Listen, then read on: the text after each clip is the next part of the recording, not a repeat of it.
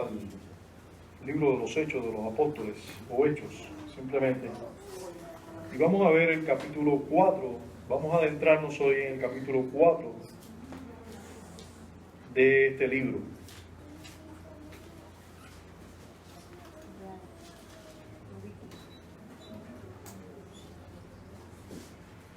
Capítulo 4 del libro de los Hechos. Vamos a ver creo que es una porción bastante prolongada, pero quizás pudo ser más larga.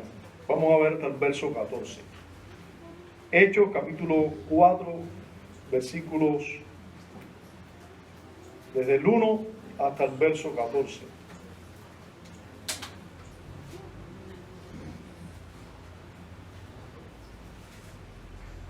Dicen así las Escrituras. Siga conmigo, por favor, la lectura de las mismas.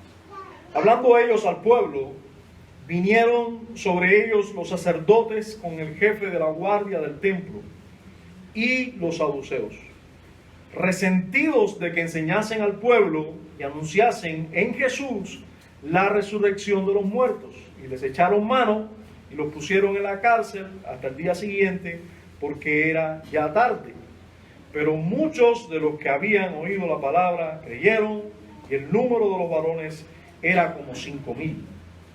Aconteció al día siguiente que se reunieron en Jerusalén los gobernantes, los ancianos y los escribas, y el sumo sacerdote, Anás y Caifás y Juan y Alejandro y todos los que eran de la familia de los sumos sacerdotes. Y poniéndoles en medio les preguntaron: ¿con qué potestad y en qué nombre habéis hecho vosotros esto? Entonces Pedro, lleno del Espíritu Santo, les dijo: gobernantes del pueblo y ancianos de Israel, puesto que hoy se nos interroga acerca del beneficio hecho a un hombre enfermo, de qué manera éste haya sido sanado, sea notorio a todos vosotros y a todo el pueblo de Israel, que en el nombre de Jesucristo de Nazaret, a quien vosotros crucificasteis y a quien Dios resucitó de los muertos, por él este hombre está en vuestra presencia sano. Este Jesús es la piedra angular, la piedra reprobada por vosotros los edificadores, la cual ha venido a ser cabeza del ángulo. Y en ningún otro hay salvación, porque no hay otro nombre bajo el cielo dado a los hombres en que podamos ser salvos. Entonces, viendo el denuedo de Pedro y de Juan, y sabiendo que eran hombres sin letras y del vulgo, se maravillaban y les reconocían que habían estado con Jesús. Y viendo al hombre que había sido sanado, que estaba en pie con ellos, no podían decir nada en contra. Padre, agradeciendo nuevamente por tener tu palabra, porque ella pueda ser expuesta entre nosotros y tener este tiempo apartado para esto. Gracias por tu día, gracias por este día en el que podemos someternos, exponernos a la predicación de tu palabra, a la enseñanza de tu palabra. Gracias por todos los beneficios que vienen a nuestras vidas, vienen a nuestros hogares, a nuestra nación, incluso por tu palabra. Gracias te damos por ello. Rogamos, Señor, que sea muy eficaz para nuestras almas, para tu iglesia, la predicación de tu palabra en este día. Rogamos, Señor, que por tu Espíritu seamos ministrados, Señor, para tener la capacidad para exponernos a ella como debemos, y también, Señor, para que ella haya cabida en nosotros y demos frutos para gloria de tu nombre.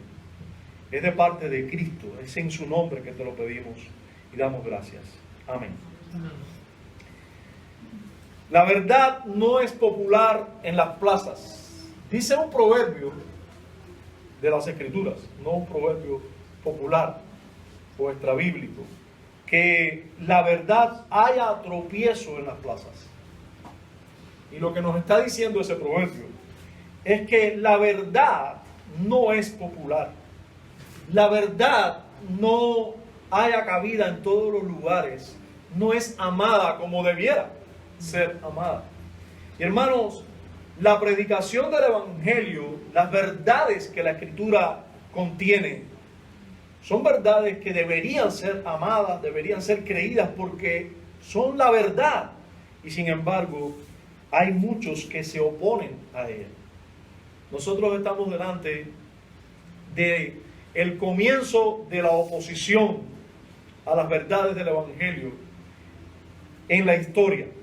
Quizás la primera ocasión, o podemos decir, no quizás, con toda seguridad, la primera ocasión en que un cristiano, por predicar el Evangelio, ahora está siendo perseguido. Pudiéramos llamarle de muchas maneras en ese sentido a este sermón, pero solamente me ajusté un poco al texto y simplemente le llamo a esta prédica apresados e interrogados. Ahora, vamos a ver que los apóstoles, por hablar la verdad, por predicar la verdad, comienzan a tener tropiezos, comienzan a tener quienes se le oponen, comienzan a tener adversarios. Pudiéramos llamarle a estos influidos por Satanás, o no, simplemente porque la Biblia no nos dice eso, no lo vamos a decir, pero sí he encontrado hombres que se acercan a este texto y dicen, esta es la contraofensiva de Satanás, comienza la contraofensiva de Satanás. Simplemente tenemos que decir que los hombres se oponen a la verdad, aunque Satanás en muchas ocasiones, sabiendo eso, trabaja también en ese sentido. Vamos a ver que el mensaje de la verdad, vamos a ver que el mensaje del Evangelio puede ser muy ofensivo para los hombres. Puede ser muy mal recibido por ellos. Vamos a preguntarnos o contestar qué podemos esperar como normal cuando hablamos la verdad en todo lugar. ¿Qué podemos esperar? Y que no nos debemos alarmar cuando suceden cosas que no nos gusta que sucedan cuando nosotros predicamos la verdad. ¿Cuál debe ser nuestra postura ante el mundo para defendernos de cualquier acusación cuando nosotros hablamos la verdad?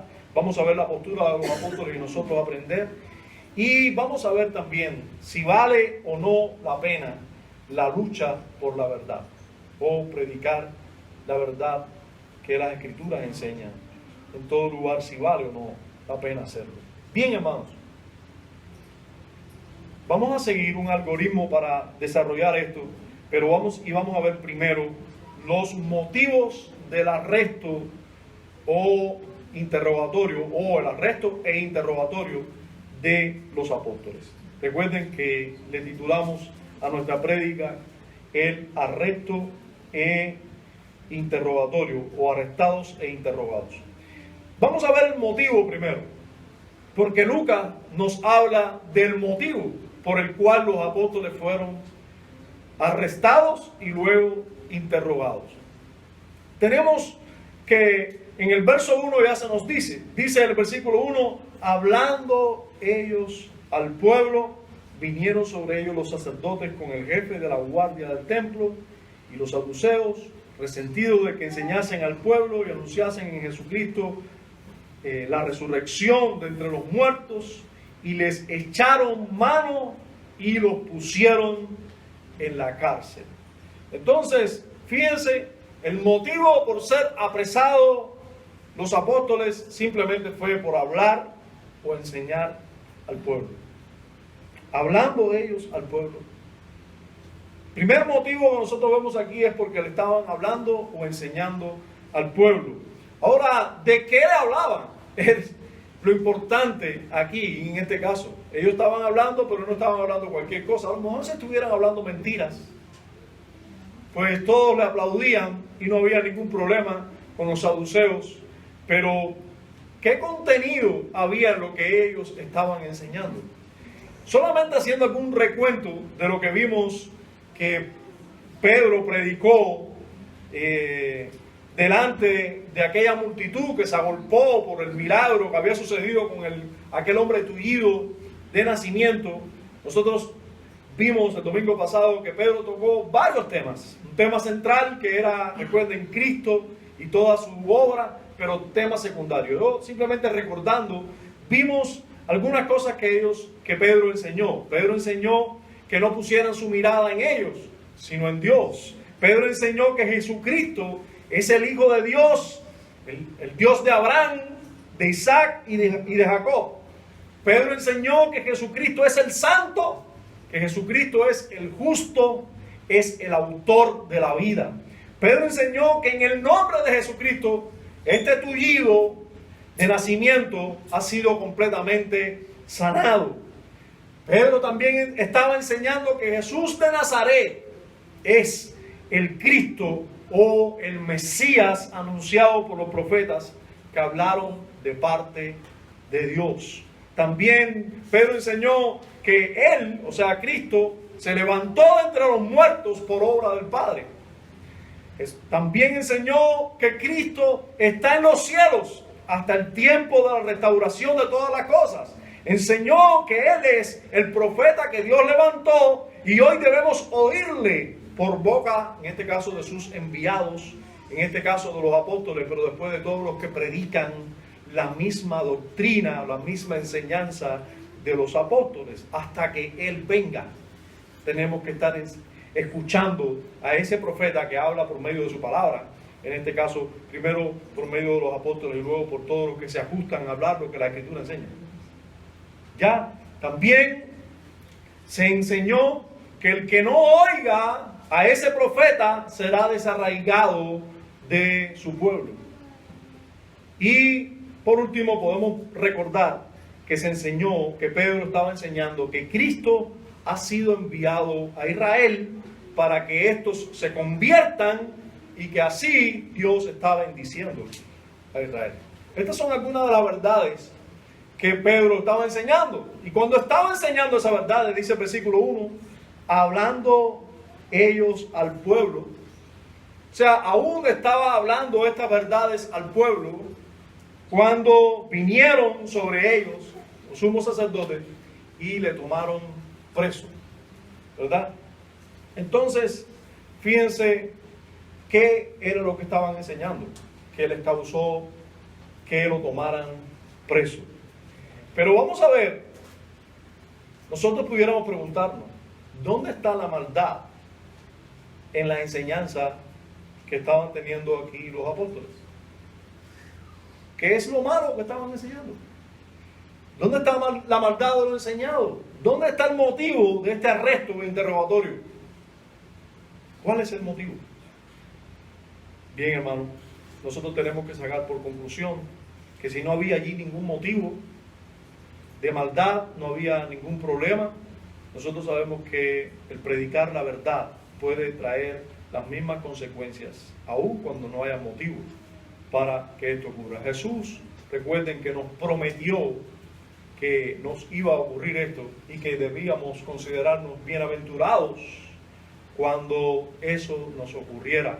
Y estoy seguro que son bienaventurados, porque realmente es una gran dicha el pasar por ello, pero además porque cada vez son menos los que están dispuestos a sufrir esa bienaventuranza de proclamar y hablar la verdad, cueste lo que cueste.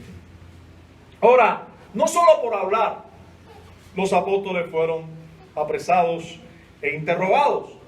También tenemos que decir que por sanar a un hombre, algo todavía más absurdo, ¿verdad? Por sanar a un hombre que llevaba más de 40 años enfermo, tullido de ambos pies y de nacimiento, por eso también los tomaron presos. Recuerden, en el versículo 9, que ya leímos, pero volvemos a mencionar, dice, puesto que hoy, Pedro, ya en su defensa, dice, puesto que hoy se nos interroga acerca del beneficio hecho a un hombre enfermo, de qué manera este haya sido sanado. O sea, ustedes me apresaron, nos apresaron y nos interrogan por un beneficio que le hicimos a un hombre enfermo. Bien, por eso fueron apresados los apóstoles. Vamos a hablar un poquito ahora, en la segunda parte, de los autores de este arresto e interrogatorio de los apóstoles. Fíjense. Y vamos a hablar de ello porque Lucas nos habla de ello, porque Dios, con toda intención, quien inspiró las Escrituras, hizo que habláramos de ello. Lucas le dedica algunos versos a estas personas. Le dedica al menos el versículo 1 y los versículos 5 y 6 son para presentarnos a estos autores.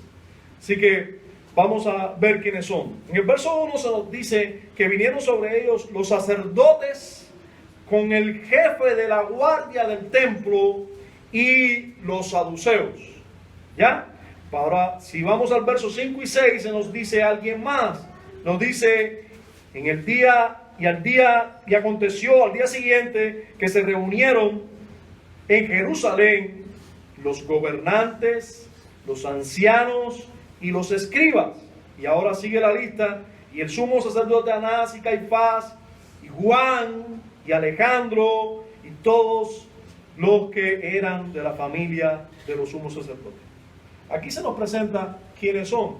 Y sin duda hay interrogantes. Nosotros en este tiempo, en este siglo, no vivíamos en esta cultura, conocemos algo por lo que hemos leído de las Escrituras, pero siempre van a haber dudas en relación a quiénes eran estas personas realmente. Nosotros sabemos por el Antiguo Testamento que había una orden sacerdotal, que los descendientes de Leví inicialmente, pero que después esas órdenes sacerdotales con el tiempo fueron cambiadas. Nosotros tenemos que decir, para tener un poco más de información, que en este tiempo los sacerdotes, la orden sacerdotal en Israel, que seguía supuestamente o teóricamente teniendo la responsabilidad de guiar al pueblo, de ser quien ministraba de parte del pueblo. De hecho, ellos eran los que ministraban los sacrificios en el templo y debían ser los líderes y guías en Israel. Déjenme decir que en este tiempo esa orden sacerdotal estaba prácticamente gobernada o tomada por un partido religioso dentro de Israel, que eran los saduceos. O sea, todos los sacerdotes eran saduceos. Nosotros tenemos que saber un detalle además de saber que los saduceos no creían en la resurrección, ¿verdad? Debemos saber además de esto, que uno de los motivos por los cuales ellos no creían en la resurrección es porque también ellos eran de la creencia que solo el Pentateuco era parte de las Sagradas Escrituras. Todo el resto de los libros del Antiguo Pacto, del canon, todo el resto de los libros, ellos lo consideraban como secundarios. Ellos no creían en todas las Escrituras. Y estos sacerdotes, los sacerdotes eran también saduceos. Entonces, ahí un poco podemos ver el problema de por qué ellos les molestaba tanto que predicaran sobre la resurrección y más sobre la resurrección de Jesucristo, a quien ellos recientemente habían crucificado. Se nos habla aquí de otro personaje, el jefe de la guardia. Bueno, pudiera yo traerle todo lo que dicen ciertos comentaristas en relación a esto, pero el consenso general es que los jefes de la guardia, en este caso, un jefe de la guardia era alguien también de la orden sacerdotal o de esta familia sacerdotal, que tenían que hacer guardias en el templo cada cierto tiempo. Bien, algunos de ellos que eran los que encargados en esos días de hacer las guardias en el templo. Guardias que tenían que guardar el orden en el templo. Nosotros tenemos que saber que había lugares, como por ejemplo, en el templo que no podían entrar los gentiles. Usted sabe eso, y eso estaba ordenado. Y de hecho tenemos que saber que los gentiles, si entraban en cierto lugar del templo, en Israel tenían una ley de que fueran condenados a muerte. Y se dice que en el templo, en ese lugar, había un escrito advirtiendo esto: si pasas, si transgredes esta línea, si pasan para allá, cualquier gentil será condenado a muerte. Entonces tenemos aquí al jefe de la guardia, que no es más que alguien de la orden sacerdotal también, pero que se encargaba, que estaba de guardia para velar por el orden en el templo. Ahora, y ahí estaban, se dice también de manera general, los saduceos. Son los otros que se nos presentan. Y en el segundo listado, en los versos 5 y 6, nos dicen que los ancianos también estaban. Hermano, los ancianos en Israel eran los líderes de las casas paternas, eran los líderes de las tribus en Israel, eran los que estaban allí representando al pueblo. Nosotros podemos decir que allí estaba todo el Sanedrín, lo que se conoce con la palabra como Sanedrín, y que ese Sanedrín estaba conformado por 71 personas, quien el 71 era el sumo sacerdote, que aquí estaba un poco en disputa quién era el 71, porque ustedes se fijan y en el listado estaba tanto Anás como Caifás, y este es otro problema.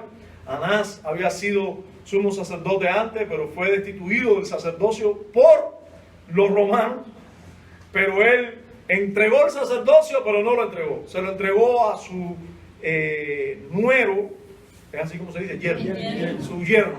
Tengo un problema con los nueros. A su yerno se lo entregó y Caifás, pero le entregó, pero no le entregó. O sea, que él estaba en cierta manera ejerciendo la autoridad, aunque todo el servicio sacerdotal lo hacía quien realmente era el sumo sacerdote, que era en este caso Caifás, su yerno. Estoy aprendiendo ya. Entonces, hermano, allí tenemos a todos estos personajes. Se nos presenta también a un tal Alejandro y a un tal Juan, que muchos comentaristas no saben realmente decir quién. Se piensa que ese Juan fuera un tal Jonathan, que después fue sumo sacerdote, pero bueno, esos son fuentes extrabíblicas que no deben ser tenidas con toda la seriedad quizás que cuando nos encontramos con las escrituras, las que dan esos datos.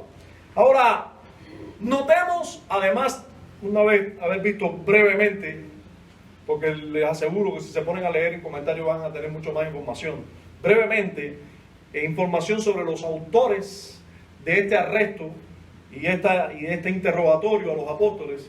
Vamos a ver también el verdadero motivo que estos autores tenían para arrestar a los apóstoles. Y nosotros tenemos que hablar en primer lugar de resentimiento, porque así mismo lo dice la Escritura. Fíjense cómo en el versículo 2 comienza diciendo: resentidos de que enseñasen al pueblo. Resentidos de que enseñasen al pueblo. La palabra resentido es una palabra, bueno, originalmente, por supuesto, en el texto original en griego, diaponemai. Ahora, la palabra diaponemai nos habla de un hombre, de estar molesto, enojado, muy enojado. La palabra resentido, a lo mejor nosotros nos dice algo, pero cuando nosotros vemos todo lo que la palabra implica, nos dice un poquito más que estar resentido. Es estar muy enojado, perturbado. Ellos estaban realmente molestos o enojados porque los apóstoles estaban enseñando al pueblo sobre la verdad de que Jesús había resucitado de los muertos. Por eso los apresaron. Esta es la verdad que molestaba a los saduceos. Esto era algo que ellos no creían. Esto era una verdad que molestaba mucho a los saduceos, que eran la mayoría del Sanedrín en este tiempo. Toda la orden sacerdotal era saducea. Les molestaba la doctrina, la verdad de la resurrección. Ahora, hermano, ¿cuáles serán las verdades que contiene el Evangelio que molestan a los hombres de hoy en día? Les aseguro que no es solo la resurrección. Hoy tú enseñas quién es un hombre y quién es una mujer, que fueron creados por Dios y que cada uno tiene un rol, y eso molesta. Hoy tú enseñas qué es la salvación y eso molesta. ¿Quién decretó todas las cosas? Y eso molesta. Hoy nos molesta solo la resurrección.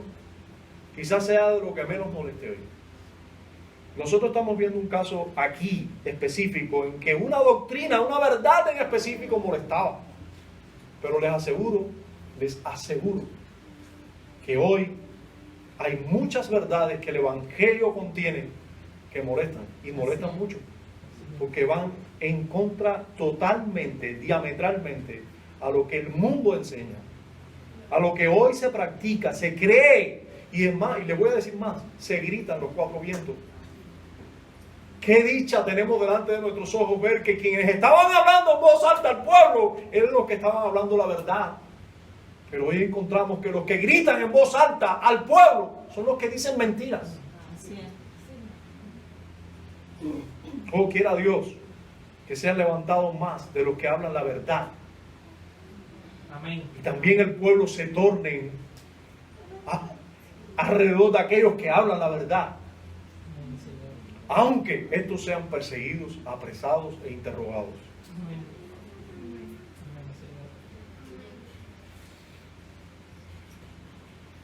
Habiendo visto a los autores, el motivo y los autores, vamos a ver ahora el arresto en sí, el arresto e interrogatorio en sí. Primero vamos a hablar del lugar.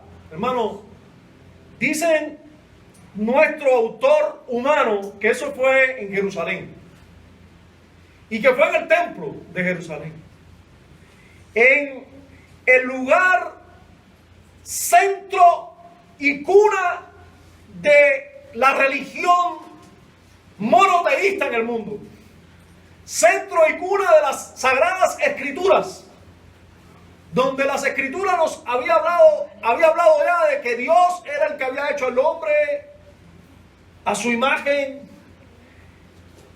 donde todos los profetas habían hablado y donde Dios había dicho ya que Él era el Dios de Abraham, de Isaac y de Jacob, y donde ya Jesús había enseñado que si ni Abraham, ni Isaac, ni Jacob estaban muertos, Dios no era un Dios de muertos, sino de vivos. Allí, en el centro de la religión monoteísta, que enseñaba que sí, Dios resucitaba de los muertos, porque los que estaban con Él estaban vivos, no estaban muertos. Allí hubo oposición. Allí hubo arresto por enseñar sobre la resurrección. ¿Cuánto más? ¿Cuánto más si allí, en ese lugar típicamente religioso, y encima de eso en el templo, aquello molestó? ¿Qué dejaremos hoy cuando nosotros nos levantamos en una escuela o en un barrio o en cualquier lugar donde no se enseña de base esto? Yo puedo entender el temor de muchos a la hora de hablar el Evangelio, pero quiera Dios que a pesar de las consecuencias, también muchos de nosotros y otros sean levantados y hablen las verdades que son tan necesarias. Amén. De que sean habladas. Amén, Señor. Puestos en la cárcel. Vimos el lugar donde ocurrió este arresto. Vamos a ver también del arresto qué fue lo que ocurrió. Bueno, fueron tomados y puestos en la cárcel. Lo que no nos dice Lucas de este arresto es interesante también. Lucas nos habla del arresto. Note conmigo, vaya conmigo allí al verso 3. Dice, y les echaron mano y lo pusieron en la cárcel hasta el día siguiente porque era ya tarde. ¿Verdad? Eso es lo que nos dice Lucas del arresto. Ahora, Lucas va y pasa a un pero. Nos habla del arresto y luego nos dice, pero lo pusieron en la cárcel. Pobrecito. Allí sufrieron, allí no pudieron dormir porque las malas condiciones que habían en la prisión. Entonces allí los apóstoles comenzaron a dar vueltas para acá y para allá toda la noche, pensar en cómo se iban a defender el otro día. ¿Nos dijo eso Lucas? Ya yo veo algunas caras aquí diciéndome que no. ¿Por qué no se concentró en eso, Lucas? Porque eso no es lo importante. No se trata de nosotros. Se trata de lo que estaba ocurriendo. Mucho más importante que ellos pasaran mala noche. Pero a ellos los arrestaron y los metieron en la cárcel. Pero lo que tenemos que notar es lo que sucedió por aquella predicación de la verdad. Lo que tenemos que notar es esto. Lo que tenemos que notar es que muchos de los que habían oído la palabra creyeron. Y el número de los varones era como 5,000. Amén, gloria a Dios. Aleluya. Eso es lo que hay que notar. Eso es lo que el Espíritu Santo nos hizo notar. No fue ni con la violencia que fueron tratados los apóstoles lo importante, ni la difícil noche que ellos pasaron. Lucas no se concentra en los apóstoles y sus padecimientos con detalles, sino en el pero. Pero lo que es digno de ser resaltado es que por la palabra de ellos, con todo lo que ellos sufrieron, no es nada comparado con la gloria que trajo aquellas palabras. Los agregados a la iglesia por la predicación de la verdad. Eso es lo importante. Eso es lo importante. Por eso el apóstol Pablo decía que todo lo soporto por amor a los escogidos. Amén. Voy y predico y hago lo que tenga que hacer por amor a los escogidos. Porque sé que de alguna manera, para uno será locura, para otro será tropezadero, pero para los llamados, Cristo será poder de Dios, sabiduría de Dios. Amén. En eso está pensando el Espíritu de Dios, en eso Lucas está pensando. Déjame decirle algo curioso en relación al verso 4. El verso 4 nos dice que, pero habían creído en la palabra muchos, y el número de los varones era como 5,000. Históricamente, yo siempre he visto ese versículo como que aquel día, por aquel sermón, se convirtieron 5,000, al menos hombres. Históricamente yo lo había visto así. Ya, fue ahora cuando me presenté ante la mayoría de los comentaristas que yo rendí mi propia interpretación, porque la mayoría de los comentaristas están de acuerdo que lo que está haciendo Lucas ahí es diciéndonos la cantidad de hombres que había aproximadamente en la iglesia después de esta predicación. O sea, no el resultado de la cantidad que creyeron en esta predicación específicamente, sino la cantidad que se añadieron y el total de varones que había en la iglesia después de esta predicación. O sea, haciendo un poco de matemática, realmente no se convirtieron en este sermón 5,000, sino 2,000, porque ya habían 3,000. Entonces lo que yo había interpretado era que se habían convertido 5,000 por esta predicación, pero los comentaristas nos dicen que por el griego, por cómo se lee en griego, es como si se añadieron ese día y llegaron a un total de 5,000. Lo que nos está haciendo Lucas es, le está reportando a quien él le escribe directamente, en este caso a Teófilo, que el número de la iglesia había llegado como a 5,000 varones después de esta predicación. Solo eso, solo como un detalle. Ahora, note, viendo este tercer punto, que es el arresto en sí y la interrogación en sí, vamos a ver que la interrogación, interrogados por el Sanedrín, el versículo 6 y 7 nos habla del meollo del asunto, del interrogatorio. Y miren conmigo cómo dice: y el sumo sacerdote Anás y Caifás y Juan. O sea, aconteció al día siguiente que vinieron un grupo de personas, y además de eso el sumo sacerdote, Anás y Caifás, Juan, Alejandro y todos los que eran de la familia de los sumos sacerdotes, y poniéndoles en medio, les preguntaron con qué potestad o en qué nombre habéis hecho vosotros esto. O sea, esta es la escena del interrogatorio, ya después de que lo sacaron de la cárcel, lo trajeron en la mañana.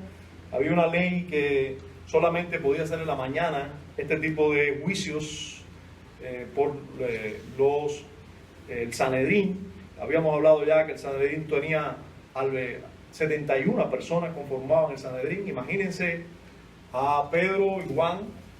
También por allí estaba el cojo. Después vamos a ver que el cojo estaba por ahí. El que era cojo, que había sido cojo, estaba por allí también. Pero vemos, al menos para ubicarnos en este lugar, no hay 71 personas. Estamos hablando de 71 personas. Se hacían, dice, como un semicírculo o quizás casi un círculo, y el interrogado o los interrogados los ponían en el medio. Y allí le preguntaron: ¿con qué potestad o en qué nombre ustedes hicieron eso? O sea, no se van a creer que eso se lo preguntaron a él mismo, explícanos, porque es que nosotros no sabemos. No. Eran hombres que estaban apresados y ahora tenían que dar razones de lo que habían hecho. Y ellos estaban molestos porque habían enseñado sobre la resurrección. Recuerden que estaban muy molestos, enojados. Bien, ellos tenían que hacer una defensa contundente. Ahora, nosotros tenemos que saber que la pregunta tiene como base un conocimiento previo. Sí, cuando los que interrogan aquí no eran gente totalmente ignorante de lo que era un milagro, una sanidad. Estamos hablando del Sanedrín en Israel. Estamos hablando de hombres que tenían una cultura religiosa. Estamos hablando de hombres que tuvieron contacto, ya sea en literatura o en hechos, con asuntos que Dios hacía. Pero ¿qué es lo que ellos pudieran estar pensando con esa pregunta? ¿De parte de quién ustedes hicieron esto? Fíjense, ellos están descartando, no fueron ustedes los que hicieron eso. Porque sanar a una persona así no lo hace un ser humano. Fue alguien que ustedes están representando. De parte de alguien ustedes están aquí. Ahora, en la historia de Israel, que ellos tenían como cierta, ¿de parte de quién pudieran estar esperando ellos la respuesta? Ellos están esperando una respuesta. Pero el asunto es que, ¿qué conocían ellos? Ellos conocían que tú podías hacer eso de parte de Dios. ¿Por qué? Bueno, Moisés hizo en su ministerio señales extraordinarias. Pero ¿quién las hacía? Ellos no sabían que no era Moisés, era Dios. Era de parte de Dios que Moisés hizo todo lo que hizo. Y Moisés se encargó de anunciarlo. Ahora, usted recuerda que los brujos o adivinos en Egipto hicieron al menos las primeras señales, el asunto de la serpiente, de convertir el agua en sangre. Estas cosas, los brujos, por un poder que evidentemente no era directamente de parte de Dios, hicieron estas cosas también. Ellos le estaban diciendo: ¿de parte de quién? ¿En nombre de quién ustedes están haciendo esto? Algunos jueces en Israel, ustedes saben, que fueron dotados de poder. ¿Pero de parte de quién? De parte de Dios. Elías y Eliseo, en la historia de Israel, aunque la mayoría de los que estaban ahí no creían ya esa parte de la revelación, la tenían solo como una parte histórica, pero sabían que Elías y Eliseo habían hecho milagros extraordinarios de parte de Dios. Solamente de parte de Dios. Daniel tuvo una revelación extraordinaria. ¿De quién? ¿De parte de quién? De parte de Dios. Jesús recientemente había estado ministrando en Israel. ¿De parte de quién Jesús hacía las obras que hacía? Jesús siempre dijo: las obras de mi Padre hago. Y por esto Él fue, ustedes saben, ellos no lo recibieron. Y muchos de ellos decían: de parte de Belcebú, príncipe de las tinieblas, tú haces lo que haces. Esa es la acusación que le hacían. ¿De parte de alguien? ¿De parte de quién estos hacían esta sanidad? Eso es lo que le están preguntando.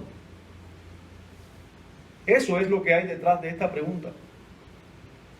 Y eso nos introduce en la defensa que hacen los apóstoles.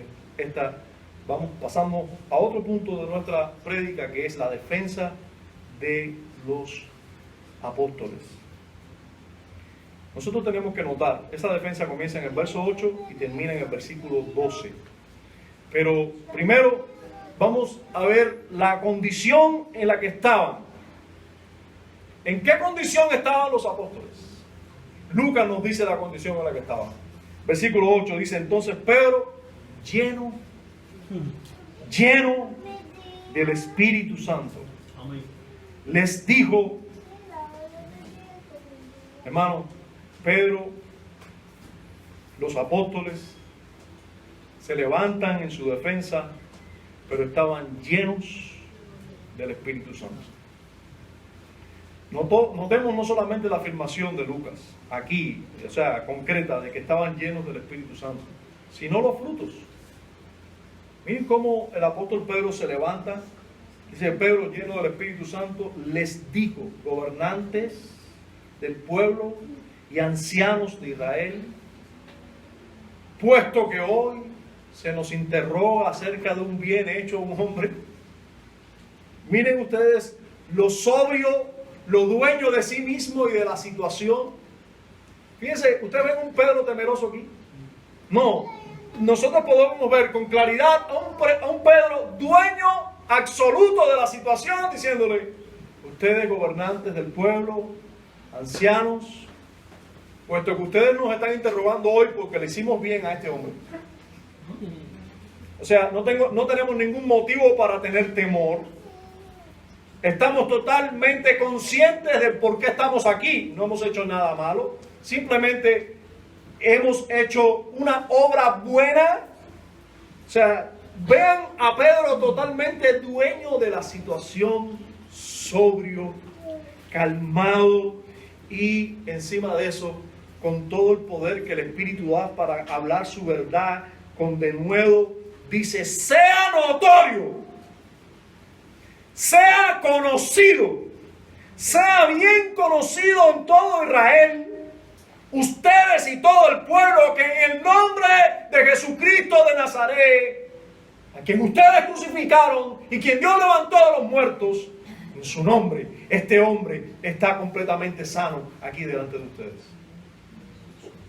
Hermanos, miremos la llenura del Espíritu de Dios, no solo porque la Escritura nos lo dice así claramente, sino por los hechos. Pedro estaba lleno del Espíritu Santo. Pedro, tenemos que decir, y es lo mismo decir que Pedro estaba lleno que lo que voy a decir ahora. Pedro estaba lleno del Espíritu Santo, Pedro estaba vaciado de él mismo. Para hablar de ambos, de Pedro y de Juan, ambos estaban vaciados de sí mismos, llenos de Dios. Amén. Gloria a Dios. Pedro había aprendido muy bien lo que sucedía cuando dependía de sus propias fuerzas. No conseguía nada. Señor, aunque todos te nieguen, yo no te voy a negar. Señor, mi vida la haré por ti. Pedro luego corriendo, negándolo. Pedro sabía que no era con sus fuerzas. Pedro sabía que de él no se podía esperar nada bueno, pero que si él era capacitado por el Espíritu de Dios, entonces él sería distinto. Amén. Gloria a Dios. Pedro estaba vaciado de sí mismo, lleno del Espíritu de Dios. Y mirando a la defensa como tal del apóstol Pedro, porque el tiempo va pasando, Pedro, tenemos que notar que resalta el motivo por el que se le interroga. O sea, él dice, por un beneficio hecho a un hombre enfermo, por eso lo interrogan. Ahora, él habla también con poder, con denuedo. Esa es la manera en que Pedro se defiende, con poder, con verdad y con denuedo. Pero Pedro proclama con todas las letras y con toda valentía, en nombre de quien él hizo lo que hizo. No es el nombre de Belcebú, es el nombre de Dios, pero más que en el nombre de Dios. Les voy a decir el nombre de qué persona. en nombre de Jesucristo de Nazaret. Primero dice, sea notorio. Y esto es, sea proclamado, sea algo divulgado, sea algo que se diga en todos los lugares. Quisiera leer el versículo. Dice, sea notorio a todos vosotros y a todo el pueblo de Israel. Hermano, ¿usted sabe qué está diciendo el apóstol aquí? Ustedes me acaban de apresar porque yo hablé de esto. Déjenme decirle que ustedes me apresaron, yo dormí una noche en la prisión, pero soy del criterio que esto tiene que seguirse diciendo para que todos ustedes lo sepan y todo el pueblo de Israel lo sepa. Sea notorio, sea explicado, sea hablado, sea predicado esto a ustedes que son los gobernantes, pero a todo el pueblo de Israel. Amén. Se ha dicho en los cuatro vientos que lo que hicimos, todo el pueblo de Israel debe saber que en el nombre de Jesucristo de Nazaret, a quien vosotros crucificasteis y a quien Dios resucitó de los muertos, por Él, por Cristo Jesús, este hombre, y señala evidentemente a este hombre sano ya, está en vuestra presencia sano. Qué tremendo. El apóstol Pedro, Juan, siendo encarcelados y ahora interrogados. ¿En nombre de quién? ¿De parte de quién? Pero si me dieron por la vena culta. Eso es lo que yo quiero decirle a ustedes. ¿En nombre de quién? En el nombre de aquel al que ustedes crucificaron. Y una vez más se cumple que para los que aman a Dios todas las cosas ayudan a bien. Amén, gloria. Allí estaban ellos siendo encarcelados, durmieron una noche en prisión, pero ahora tienen a 71 líderes de Israel que necesitan escuchar la resurrección de Cristo, la evidencia fehaciente de su resurrección en este hombre sano. Ahí los tiene ahí para predicar el evangelio. Ya Jesús les había prometido, ustedes van a ser llevados delante de las autoridades. No se preocupen, cuando estén ahí yo hablaré por ustedes. Y ahí estaban ellos llenos del Espíritu Santo y hablando las palabras del Señor Jesús. En el nombre de Jesucristo de Nazaret. Hermano, ¿usted sabe cuánto implicaba aquella declaración? En el nombre de Jesucristo de Nazaret. Estaban diciendo, Jesús, el que vivió en Nazaret, se le conoció como Nazareno porque vivió allí un tiempo. Ustedes que tenían como un hombre normal, ese es el Cristo. Jesucristo, ese es el Mesías enviado por Dios. Ese es el Salvador. Ese es Dios, porque por Él fue resucitado este hombre. Amén. O fue sanado este hombre, disculpen. Y solo o de parte de Belcebú o de parte de Dios es hecho esto. Hermano, ellos no dijeron, fue de parte del Dios de Abraham, Isaac y de Jacob aquí. No, en el nombre de Jesucristo. Él es Jehová nuestro Salvador. Amén. Gloria. Él es todopoderoso para sanar. Eliseos y Elías sanaron e hicieron todo lo que hicieron de parte de Dios. De parte de Jesucristo de Nazaret es hecho este milagro. Eso es lo que están diciendo delante de ellos. Y dijeron más. Pedro pasa de ser acusado a ser un acusador. Amén. Eso sucede cuando uno habla la verdad, predica la verdad y vive las consecuencias de la verdad. Donde quiera usted, si es así, usted va a hacer bien, usted va a tener suficientes motivos para, delante de Dios, humillarse y ser aquel que es culpable, delante de Dios. Pero usted va a tener el privilegio de no ser culpable delante de los hombres. Y usted va a tener motivos suficientes para poder acusar a los hombres también. Pedro pasa de acusado a acusador y le dice, vosotros crucificasteis. Dios levantó. Dios resucitó. Pedro apela a la sanidad total de aquel hombre para testificar que la resurrección de Jesucristo era verdad. Fíjense, hermano, el versículo 8, disculpen, el verso 10, tiene esta verdad intrínseca. Dice, sea notorio a todos vosotros y a todo el pueblo de Israel, que en el nombre de Jesucristo de Nazaret, a quien vosotros crucificasteis, y a quien Dios resucitó de los muertos, por él, este hombre está en vuestra presencia sano. O sea, si ustedes quieren saber si es verdad que Cristo resucitó, miren a este hombre. Eso es lo que está diciendo. Ustedes lo crucificaron, Dios lo resucitó, y en el nombre de él, este hombre está sano. Díganme, ¿no es verdad que ustedes lo crucificaron? Sí. ¿No es verdad que él está delante de ustedes sano? Sí. Entonces es verdad que él resucitó. Amén. Ese es el argumento que está usando el apóstol. Ese es el argumento. Pedro apela a esto y los deja sin palabras. Hermanos, pero notemos juntos lo que sigue diciendo el apóstol Pedro. Verso 11.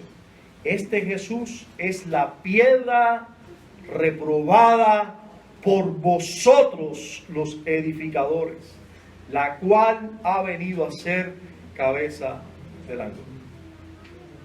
Jesús es el cumplimiento, es la piedra angular o reprobada de que habla el Salmo 118, un salmo conocido por todos ellos. Salmo que se piensa se cantaba en todas las marchas o todas las peregrinaciones a Jerusalén para adorar. El Salmo 118 en sus versos, creo que es 22 o de 22 al 24, habla de Jesucristo, de aquella piedra angular que desechaban ciertos edificadores. Jesús, le digo, Jesús ya había enseñado esto delante de los discípulos. Le había dicho a los gobernantes de Israel, ustedes han desechado la piedra angular. Ustedes son los edificadores. Los sacerdotes debían ser los que edificaban ese templo espiritual que es el pueblo del Señor. Y en esa edificación tenían que tener en cuenta muy bien cada piedra que iban a poner. Y ahora, aunque se ha hablado mucho arquitectónicamente de esa piedra, o sea, hay muchas tesis arquitectónicas. Si la piedra angular que usaban los judíos, o esa piedra angular se refería a una piedra en la base que era la guía para toda la zapata, todo el fundamento, o si era una piedra en un arco que hacen todos las edificaciones antiguas que tenían en los arquitrabes, una piedra, no importa. No importa el lugar arquitectónico de esa piedra, pero aquí se está refiriendo realmente a una figura de la arquitectura. En la arquitectura había una piedra que se ponía en las edificaciones antiguas, que era la guía para todo el edificio, que de desechar aquella piedra, aquel edificio se venía abajo. Y en esos términos es usado este lenguaje y se le dice a ellos, ustedes desecharon esa piedra. Y esa piedra es Cristo. Esa piedra que ustedes desecharon es la piedra escogida por Dios, preciosa, la que no podía ser movida, la que si tú mueves todo el edificio te cae encima, y si ella te cae encima te desmenuza. De esa piedra habló después Pedro en sus cartas. Aleluya. Gloria a Dios. Y sigue diciendo Pedro en el versículo 12. Y en ningún otro hay salvación, porque no hay otro nombre bajo el cielo dado a los hombres en que podamos ser salvos. Amén. Gloria a Dios. Qué tremenda predicación a aquellos 71 miembros del Sanedrín. ¿En quién tienen puesta su confianza? En Moisés. No hay salvación en su nombre. ¿En quién tienen puesta su confianza? En su religión. No hay salvación en su religión. ¿En qué organización tienes puesta tu confianza? ¿En qué iglesia local la tienes puesta? ¿En qué predicador la tienes puesta? No hay otro nombre en el cual podamos ser salvos, solo en Jesucristo. Amén. Gloria a Dios. Mirando a Él, solo a Él. Solo a Él. Amén. Este verso dice cosas gloriosas. Habla de una salvación. Recuerdo la primera vez que la palabra salvación en las Escrituras me llamó la atención. Yo me preguntaba, ¿salvo de qué? ¿De qué hay que ser salvo? Y la respuesta se encuentra en las Escrituras. De la ira de Dios. De ese Dios santo, santo, santo que hoy le cantábamos. Sus leyes son santas. Sus normas son santas. Son altísimas. Imposible de cumplir por cualquier mortal. Pero bendito sea Dios por ese mediador que nos ha sido dado. Y no hay otro nombre. No hay otro mediador. No hay otra posibilidad. Solo en Cristo hay salvación. Hay verdadera salvación. Hay verdadera reconciliación con Dios. Hay verdadero perdón de Dios en Cristo. Verdadero. No hay otra manera de salvarse. Alguien pudiera preguntar, ¿no todas las religiones creen en Dios? No. No en el Dios verdadero. No predican al Cristo verdadero. No hay salvación si no es en ese nombre, en su nombre. Hermano, terminaremos hablando brevemente de lo provocado por aquella defensa apostólica llena del Espíritu Santo y con declaraciones gloriosas. ¿Qué provocó aquello? Dice los versículos 13 y 14. Entonces nos narra Lucas viendo el denuedo de Pedro y de Juan. En esta situación que normalmente la gente se le acalambra la rodilla. Rodeado de nosotros los 71 santos de Jerusalén. Las personas más serias y más devotas de toda Jerusalén, las personas se les vuelve nada a la rodilla. Les tiembla la rodilla. Y estos hombres estaban llenos de valentía diciendo lo que estaban diciendo. Llenos de denuedo es la palabra usada aquí. Valor para hablar. Valentía. No hay temor ninguno. De Pedro y de Juan. Juan ahí en silencio pero con valor. No sé cómo era el silencio de Juan. Era un silencio apoyando todo lo que decía Pedro. O quizás también habló. Solamente se nos narra lo que aquí el apóstol Pedro dijo. Y dice, y sabiendo que eran hombres sin letras y del vulgo, que no quiere decir que no sabían escribir. Sin letras no quiere decir que no sabían leer y escribir, porque nosotros después vimos que tanto Juan como Pedro escribieron cartas, etc. Lo que se dice, lo que se está diciendo aquí es que no eran personas con una teología enseñada de manera ordenada. Estas personas no pertenecían a ninguna casta ni ninguna escuela rabínica. Ellos se conocían que no eran de ninguna escuela rabínica, pero sí habían estado con el mayor de los rabinos. Ellos también, vamos a ver aquí que dice, se daban cuenta que habían estado con Jesús, el cual no pertenecía tampoco a ninguna escuela, pero cada vez que le preguntábamos algo, sabía más que lo que estaban en cualquier escuela. Y aquí es lo que ellos están viendo. Dice, viendo que eran sin letras y del vulgo, se maravillaban y le reconocían que habían estado con Jesús. Y viendo al hombre que hablaba, que había sido sanado, que estaba en pie con ellos, no podían decir nada en contra. No podían decir nada en contra. ¿Vieron el denuedo de los apóstoles? Se maravillaron. Qué lástima que solo se maravillaron. No dice que se convirtieron. No dice que reconocieron sus pecados. Solo se maravillaron. Hermanos, entendamos que podamos exponernos al mejor predicador, lleno del Espíritu Santo, con evidencias contundentes de una verdad predicada, y aún así el corazón humano es tan duro que puede aún así no convertirse eso en una conversión de personas. Puede una persona exponerse a esto y solo maravillarse, solo no tener motivos para defenderse, solo puede lograr que lo que ocurra es no decir nada en contra de lo que se acaba de exponer y nada más. Esa es la verdad.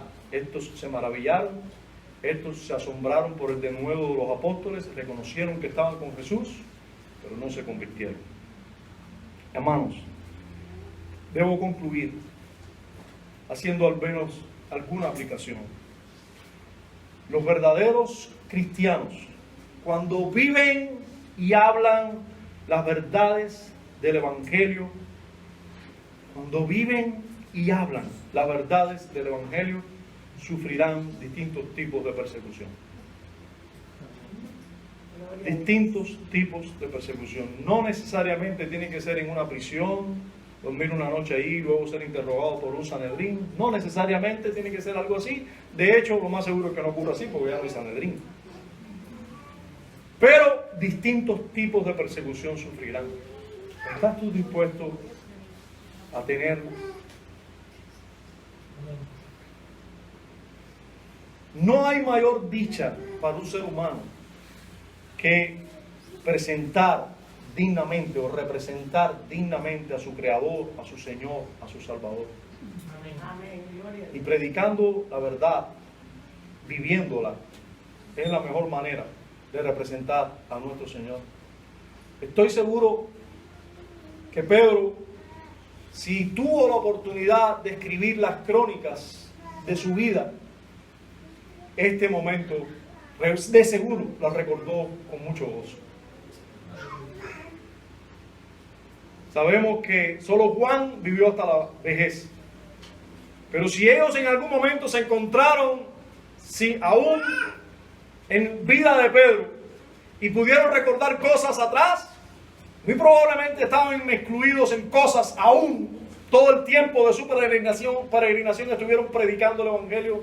Pero este primer momento, de ese primer secuestro, y esa primera interrogación, y esa defensa que hicieron lleno del Espíritu, seguro lo recordaron con mucho gozo. Porque no hay mejor manera de vivir que vivir para Dios. Amén. Que vivir hablando sus verdades y sufriendo las consecuencias. Amén. Gloria a Dios. No hay mejor manera. Algunos piensan, algunos viven, algunos andan pensando que lo mejor que les puede hacer, lo que mejor les conviene es divertirse y ser felices. Viven pensando así. Viven equivocados. Piensan que la vida es para diversión y no es así. Aquella noche que vivieron en la cárcel posiblemente haya sido una de las mejores noches que vivieron los apóstoles. Gloria a Dios. El mejor estado, hermanos, en el que podemos vivir en esta era es en el estado de llenos del Espíritu Santo. Amén. Gloria a Dios. Ese es el estado de vaciado de nosotros, vaciado de nuestros sueños, de nuestros planes, de nuestros intereses, de nuestras fuerzas, y llenos de Él, Amén. llenos de su Espíritu. Ese es el mejor estado en que podemos estar. Aleluya. Gloria a Dios. Y por último, ¿en nombre de quién? ¿De parte de quién? ¿En nombre de quién vives? ¿En nombre de quién te levantas? ¿En nombre de quién andas?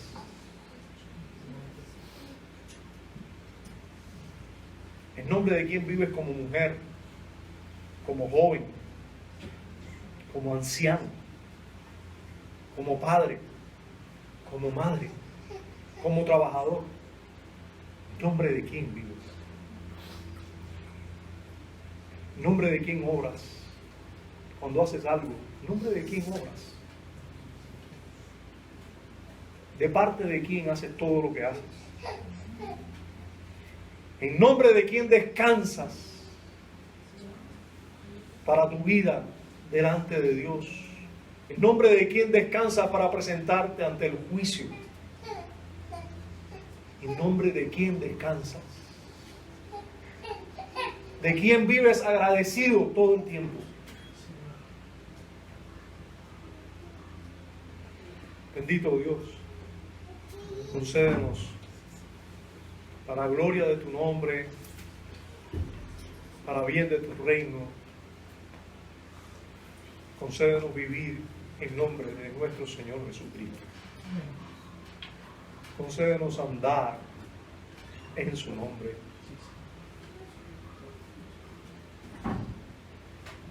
Concédenos el vaciarnos de nosotros mismos, de nuestras fuerzas, sueños, anhelos, metas, y llenarnos de tu Espíritu. Concédenos vivir y hablar tu verdad, pese a las consecuencias, Señor. Concédenos hacerlo.